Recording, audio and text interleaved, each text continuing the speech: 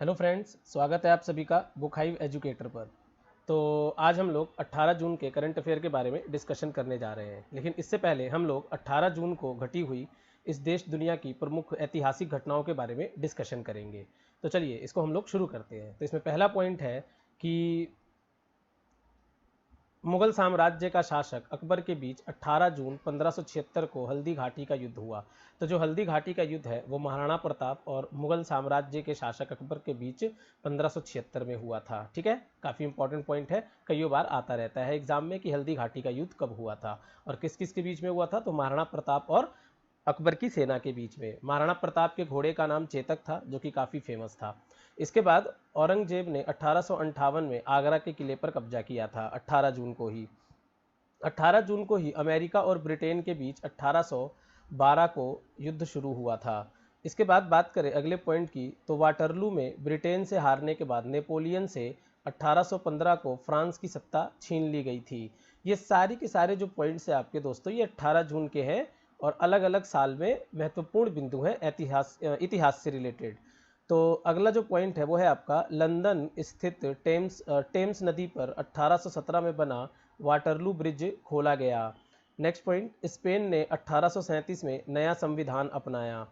Italy में 1923 को mount Etna के पुनः जागृत होने से 60,000 लोग बेघर हो गए। जैसे कि माउंट एटना जो है एक काफ़ी एक्टिव वोल्केनो है इटली के अंदर में, और एग्ज़ाम में कई बार ये भी पूछ दिया जाता है कि माउंट एटना वोल्केनो कहाँ है, तो इटली में है और ये एक एक्टिव, या आप ये कह लो कि एक सक्रिय ज्वालामुखी है। इसके बाद नेक्स्ट पॉइंट, नेताजी सुभाष चंद्र बोस द्वारा भारतीय राष्ट्रीय कांग्रेस के फॉरवर्ड ब्लॉक की स्थापना 1940 में हुई। अगला बिंदु, तुर्की ने 1941 में नाजी जर्मनी के साथ शांति समझौते पर हस्ताक्षर किया। इसके बाद अगर अगले बिंदु की ओर चले, तो अगला बिंदु है हमारा कि डॉक्टर राम मनोहर लोहिया की अगुवाई में 1946 में गोवा में पुर्तगाल के शासन के खिलाफ पहला सत्याग्रह आंदोलन शुरू हुआ। जैसे कि जब पुर्तगाल हमारे देश में आए थे पुर्तगाली, तो उन्होंने गोवा पे कब्जा किया, और आप जानते हैं सभी कि पुर्तगाली हमारे देश में सबसे पहले आए थे और हमारे देश से वो सबसे बाद में भी गए थे। ठीक है, इसके बाद अगला बिंदु है कि हिंदू उत्तराधिकारी अधिनियम 1956 को पारित किया गया। ब्रिटिश यूरोपियन एयरवेज का जहाज 18 जून 1972 को खुले मैदान में जा गिरा और इस हादसे में 118 लोग मारे गए।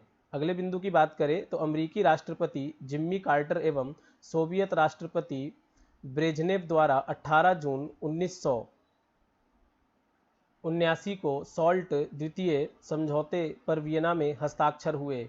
नेक्स्ट पॉइंट, शकुंतला देवी ने 1980 में दो 13 डिजिट के नंबरों का गुणा किया और 28 सेकंड में सही उत्तर दिया। जैसे कि आप जानते हो कि शकुंतला देवी को मतलब कि ह्यूमन कंप्यूटर के नाम से भी जाना जाता है और काफ़ी फेमस रही हैं ये। ठीक है, इन्हें ह्यूमन कंप्यूटर के नाम से भी जाना जाता है।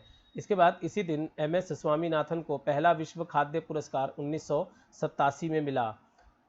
1900, जैसे कि मैंने अपने लास्ट वीडियो में भी आपको बताया था कि जो विश्व खाद्य पुरस्कार की शुरुआत है वो 1987 में की गई थी, और जो पहला खाद्य पुरस्कार विश्व खाद्य पुरस्कार था वो MS स्वामीनाथन को दिया गया था। अगला बिंदु है, भारत और पाकिस्तान ने सियाचिन ग्लेशियर क्षेत्र में 5 वर्षीय टकराव को समाप्त करने का फैसला किया और अपनी सेना वापस ले ली। इसके बाद इसी दिन की बात करें तो कोई पूर्ण बहुमत न होने के बावजूद 1991 में कांग्रेस लोकसभा में सबसे बड़ी पार्टी बन गई। अगले बिंदु की बात करें तो बेंगलुरु में 14वें राष्ट्रीय परिषद की भाजपा ने 1993 में हिंदुत्व को इस दिन शपथ दिलाई। अगला बिंदु, प्रकाश पादुकोण ने 1997 में भारतीय बैडमिंटन परिसंघ की शुरुआत की। कंबोडिया के खमेर रूज के नेता और 20 लाख से ज़्यादा लोगों का हत्यारा माओवादी पोलपोट ने अपना 18 जून 1997 को आत्मसमर्पण किया। नेक्स्ट बिंदु देखते हैं अब। तो अगला बिंदु है, 35 यूरोपीय देशों के बीच 1999 को लंदन में पेयजल समझौते पर हस्ताक्षर। लातविया में 1999 को वाइके फ्रेब्रेमा को देश का नया राष्ट्रपति चुना गया। इसके बाद अगला बिंदु देखें तो लंदन में पेयजल समझौते पर, ये दोबारा आ गया बिंदु, हम डिस्कस कर चुके हैं इसे। इसके बाद नेक्स्ट बिंदु है, तालिबान ने 2001 को संयुक्त राष्ट्र अमेरिका के खिलाफ लादेन का फतवा रद्द किया। तो दोस्तों ये तो कुछ ऐतिहासिक बिंदु थे 18 जून से रिलेटेड। अब हम लोग 18 जून के करंट अफेयर की शुरुआत करते हैं। ठीक है, तो चलिए इसको हम लोग शुरू करते हैं फिर। तो क्वेश्चन है पहला कि हाल ही में जारी आईएमडी की प्रतिस्पर्धा रैंकिंग में भारत को कौन सा स्थान मिला है। तो अगर हम भारत की बात करें तो भारत का इसमें 43वां स्थान रहा। ठीक है, तो हाल ही में जारी भारतीय अर्थव्यवस्था इंस्टीट्यूट ऑफ मैनेजमेंट डेवलपमेंट की वैश्विक प्रतिस्पर्धा क्षमता सूचकांक में इस साल भारत को 43वां स्थान मिला है। आईएमडी की रिपोर्ट के अनुसार प्रतिस्पर्धात्मक शक्ति के मामले में भारत की कुछ परंपरागत कमजोरियां, मसलन कमजोर बुनियाद ढांचा और शिक्षा में अपर्याप्त निवेश अभी कायम है। ठीक है, ये हमारे देश के सामने एक सबसे बड़ी समस्या है कि खासकर शिक्षा में अपर्याप्त निवेश वगैरह सबसे बड़ी समस्या है हमारे यहाँ पर, जिसकी वजह से हम कॉम्पिटिटिव इंडेक्स में, प्रतिस्पर्धा रैंकिंग में काफ़ी पीछे हैं अभी। तो वैसे इस सूची में कुल 63 देशों को लिया गया था, जिसमें भारत का 43वां स्थान रहा, जो कि कुछ खास नहीं रहा। और सिंगापुर की बात करें तो सिंगापुर इस सूची में प्रथम स्थान पर रहा। नेक्स्ट पॉइंट, हाल ही में कौन मनरेगा के तहत सबसे ज़्यादा रोजगार देने वाला राज्य बना है। तो दोस्तों अगर हम इसके आंसर की बात करें तो इसका आंसर जो है आपका उत्तर प्रदेश हो जाता है। तो हाल ही में जो उत्तर प्रदेश है वो मनरेगा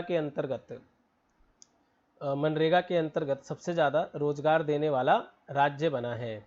तो जैसे कि कोरोना काल अभी चल भी रहा है, तो उत्तर प्रदेश मनरेगा में सबसे ज़्यादा रोजगार देने वाला राज्य बना है। ठीक है, तो अगर हम बात करें तो 15 जून तक इसमें 57,12,000 मजदूर मनरेगा में काम कर रहे हैं, जो कि एक बहुत बड़ी संख्या है किसी एक राज्य के अंतर्गत। ठीक है, इसके बाद उत्तर प्रदेश के बाद अगर हम दूसरे स्थान की बात करें तो दूसरे स्थान पर राजस्थान रहा है, जहाँ पे मनरेगा में 53.45 लाख मजदूर काम कर रहे हैं। तो आप ये दो स्टेट खासकर याद रख सकते हैं कि प्रथम स्थान पर इसमें उत्तर प्रदेश रहा है और दूसरे स्थान पर राजस्थान रहा है। ठीक है, चलिए अब चलते हैं हम लोग अगले प्रश्न की तरफ। तो अगला प्रश्न है, किस रेलवे स्टेशन ने हाल ही में यात्रियों की थर्मल स्क्रीनिंग हेतु रोबोट कैप्टन अर्जुन लॉन्च किया। तो काफ़ी इंपॉर्टेंट क्वेश्चन हो जाता है ये एग्जाम पॉइंट ऑफ व्यू से, आने वाले एग्जाम में आपसे पूछा जा सकता है। तो इसका सही आंसर पुणे रेलवे स्टेशन होगा। ठीक है, Pune railway station is the correct answer of this question. तो हाल ही में मध्य रेलवे के सुरक्षा बल इकाई ने कोविड-19 के प्रकोप के मद्देनज़र महाराष्ट्र के पुणे स्टेशन पर यात्रियों की थर्मल स्क्रीनिंग और उसके शरीर का तापमान पता लगाने के लिए एक रोबोट तैनात किया है, जिसका नाम अर्जुन है। तो अर्जुन नामक यह रोबोट 0.5 सेकंड में ही शरीर का तापमान बता देता है। इस रोबोट को कैप्टन अर्जुन नाम दिया गया है। तो ये कैप्टन अर्जुन भी नाम इम्पॉर्टेंट हो सकता है हमारे एग्जाम के लिए। चलते हैं अब हम लोग अगले प्रश्न की तरफ। तो अगला प्रश्न है, केंद्र सरकार ने हाल ही में किस नाम से health care supply chain portal launch किया है। तो अभी जो हमारे केंद्र सरकार के द्वारा जो health care supply chain portal जो शुरू किया गया, उसका नाम है आरोग्य पथ। तो इसके हमारी सरकार के द्वारा आरोग्य पथ की शुरुआत की गई। तो भारत में कोरोना के जो संक्रमण है वो हम बता दें कि लगातार बढ़ते जा रहे हैं, और इसे रोकने के लिए सरकार कई उपाय कर रही है, जैसे कि हम देख भी सकते हैं। तो इसी को देखते हुए सरकार ने एक नई वेबसाइट लॉन्च की, जिसका नाम है आरोग्य पथ। तो ये कोरोना के महामारी से संबंधित है। ठीक है, जिस पर हेल्थ केयर सॉल्यूशंस वगैरह भी दिए हुए हैं। चलते हैं अगले प्रश्न की तरफ। तो अगला प्रश्न है, हाल ही में कौन अमेरिकी सैन्य अकादमी से ग्रेजुएट होने वाली पहली सिख महिला बनी।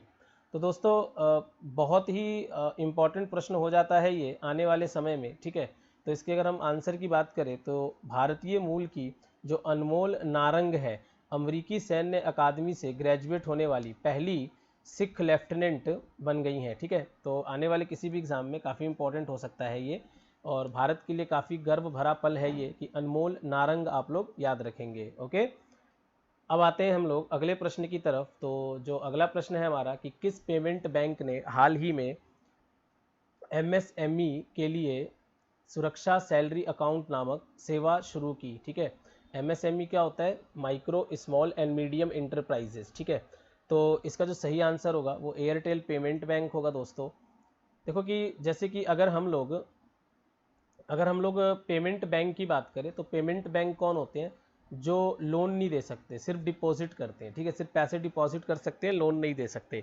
वो एटीएम कार्ड इशू कर सकते हैं, लेकिन क्रेडिट कार्ड इशू नहीं कर सकते, ठीक है। और जो पेमेंट बैंक में जो सिंगल अकाउंट में जो मैक्सिमम लिमिट होती है और डिपॉजिट की, वो 1 लाख होती है, 1 लाख से ऊपर नहीं होती। तो हाल ही में एयरटेल पेमेंट बैंक ने सूक्ष्म लघु और मध्यम उद्यमों के लिए खासतौर से तैयार किए गए सुरक्षा सैलरी अकाउंट नामक सेवा शुरू की, ठीक है। तो एयरटेल पेमेंट बैंक आप याद रखेंगे, इसमें ये आपके लिए इंपॉर्टेंट पॉइंट हो जाता है। अब आते हैं हम लोग अगले प्रश्न के ऊपर। तो अगला प्रश्न है कि किस राज्य की सरकार ने हाल ही में कोविड-19 को लेकर घर घर निगरानी नामक मोबाइल ऐप लॉन्च किया है। तो दोस्तों काफ़ी इंपॉर्टेंट क्वेश्चन हो जाता है ये, ठीक है। तो अगर हम बताएं इसका आंसर, तो पंजाब इसका आंसर होगा। तो इसके एक्सप्लेनेशन को देख लेते हैं हम लोग। तो इसका एक्सप्लेनेशन जो है, हाल ही में 12 जून 2020 को पंजाब सरकार ने कोविड-19 के प्रसार को रोकने के लिए एक मोबाइल ऐप लॉन्च किया है, जिसका उद्देश्य घर घर निगरानी करना है, ठीक है। तो आप इसका आंसर जो है सो पंजाब होगा सही आंसर। अब आते हैं हम लोग अगले प्रश्न की तरफ। तो अगला प्रश्न है, किस बैंक ने हाल ही में सैलरी खातों के लिए इंस्टा फ्लेक्सी कैश नामक सुविधा की शुरुआत की। तो इसका जो सही आंसर होगा वो आईसीआईसीआई होगा। तो आईसीआईसीआई बैंक ने अपने सैलरी खाता के ग्राहकों के लिए इंस्टा फ्लेक्सी कैश नामक सुविधा लॉन्च की है। तो इस सुविधा के तहत सैलरी अकाउंट कस्टमर को ओवरड्राफ्ट की मंजूरी तुरंत और पेपरलेस प्रक्रिया से जारी किया जाएगा, और इस सुविधा का लाभ इंटरनेट बैंकिंग के जरिए भी लिया जा सकता है। तो दोस्तों ये आज का हमारा करंट अफेयर था 18 जून को, और अब हम अगली क्लास में, मतलब अगली वीडियो में फिर मिलेंगे अगले करंट अफेयर के साथ। तब तक आप लोग अपना ख्याल रखिए। Good bye.